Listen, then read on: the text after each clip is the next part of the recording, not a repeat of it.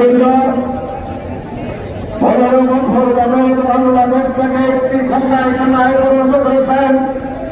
আমার ভাইকে কেড়ে নিয়েছেন ভাইয়ের পাশে থেকে, সন্তানকে কেড়ে নিয়েছেন পিতার সামনে থেকে, পিতাকে কেড়ে নিয়েছেন সন্তানের কাছে থেকে, অসংখ্য সহযোগিতাকে গুম করেছেন।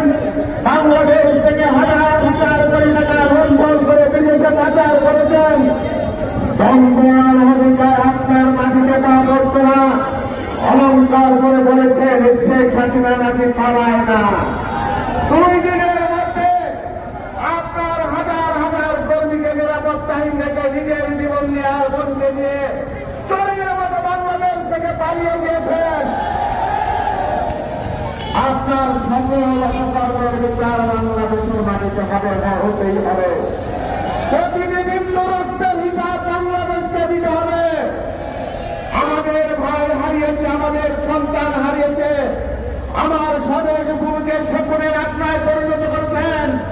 আর ভারতে বসে বসে আপনি বাংলাদেশে প্রতিবিপ্লবের স্বপ্ন দেখছেন।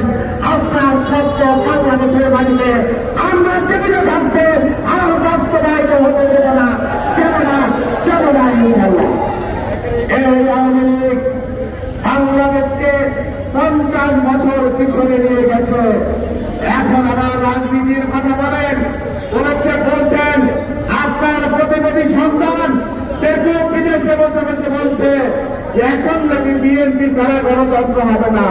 দেখুন ভাল্লা দিয়ে আটক রাখা নাকি ভুল ছিল, আরো কয়েকটি বাধা তো এই কথা সবাই ছিল। সেই জন্য বলছি এই 3 দিন না, আরো দিন আগে যেমন বন্ধ ছিল। গতকাল দেখেছেন 2টা ক্রিমিনাল আদালতে, সেই জন্য প্রতিরোধ করেছেন পীড়ন করিলে সে পীড়নের সত্য আদালতে রাখে। ওবায়দুল কাদের বলেছিলেন আওয়ামী লীগের পতনের পর 5 লোক মারা যাবে। আপনি দেখেছেন আমরা আমাদের দল বাংলাদেশের মানুষ যেভাবে সহনশীলতা দেখিয়েছে। 5 জুলাইয়ের পরে বাংলাদেশের কোথাও কোনো মৃত্যুর খবর আমরা পাই নাই। তবে বক্তব্য পরিষ্কার, আমাদের সহনশীলতাকে যদি দুর্বলতা মনে করেন তাহলে ভুলে স্বর্ণবাস করছেন।